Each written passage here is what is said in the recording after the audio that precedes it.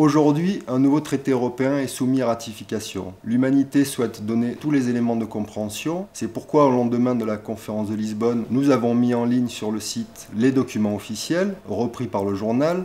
C'est pourquoi, encore, nous donnons aujourd'hui la parole à tous ceux qui demandent un référendum.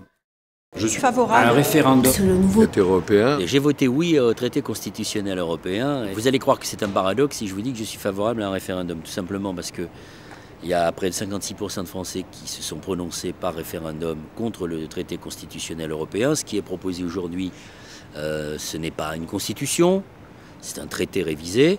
Et donc je pense que dans une logique démocratique, il serait normal que l'on consulte les Français par référendum. Il s'avère que le premier projet de constitution a été repoussé par une majorité absolue de la population, alors que ça serait passé au Parlement. Les 2/3 des parlementaires et des sénateurs étaient pour. D'une façon générale, c'est tout le processus d'élaboration de ce nouveau traité qui pose un gros problème de démocratie. Il a été élaboré entièrement au sommet, complètement à huis clos, dans la précipitation, sans aucune possibilité laissée dans quelques pays que ce soit aux citoyens ou à leurs représentants de dire, sur la base de l'expérience, voilà ce qu'on souhaite, voilà ce dont on ne veut plus. Premier argument qui nous est renvoyé par Nicolas Sarkozy, c'est écoutez, vous m'avez élu, il y avait écrit mini-traité par la voie parlementaire, maintenant c'est juste.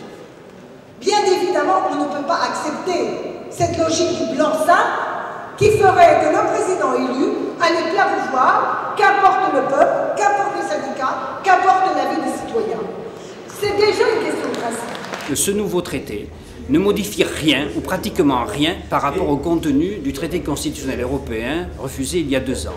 Et notamment, la concurrence libre et non faussée est maintenue comme la règle dominante de la construction européenne et qui subordonne tout autre impératif à celle-ci.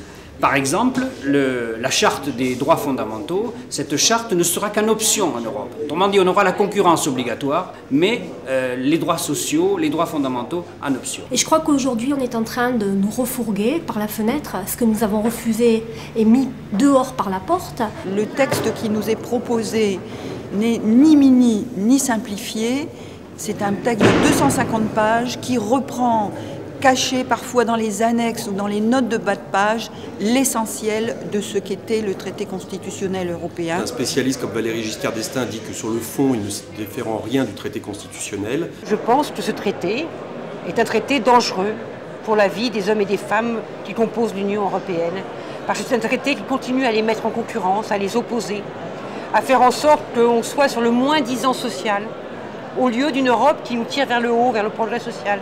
Une Europe qui se construit sous l'égide un peu de l'OTAN, au lieu de se construire justement un rôle original au plan international, aux côtés des peuples, pour leur indépendance, pour leur respect.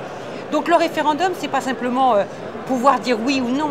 Le référendum, c'est permettre aux hommes et aux femmes de se mêler de la construction européenne. L'expérience de 2005 est absolument historique, parce que depuis le début de la construction européenne, jamais les peuples, les citoyens n'avaient eu la possibilité de mettre le doigt sur quelques questions taboues, à savoir quel choix de société, à quoi ça doit servir la construction européenne. Un traité, ce n'est pas une loi, ça concerne des centaines de lois qui s'appliquent de manière impérative, vous entendez bien, et sans possibilité de réversibilité. C'est implacable. Par exemple, hier soir, un de mes amis à l'Assemblée défend un amendement sur les fruits et légumes, peu importe le contenu. Réponse du ministre, votre amendement n'est pas acceptable parce qu'il n'est pas conforme à la législation européenne. Vous comprenez? Sur les fruits et légumes, simplement sur les fruits et légumes. Et là, il s'agit de centaines et de centaines de matières. 80% de notre législation en France vient directement du niveau européen et pourtant le peuple n'y a aucune participation. Rétablir la souveraineté populaire, définir l'intérêt général européen, ça commence déjà par ça, par le fait que l'on se prononce sur le contenu des traités qui vont nous lier et qui vont nous obliger, comme c'est normal, qui vont nous soumettre à une loi commune. Voilà pourquoi tout doit commencer par la volonté du peuple.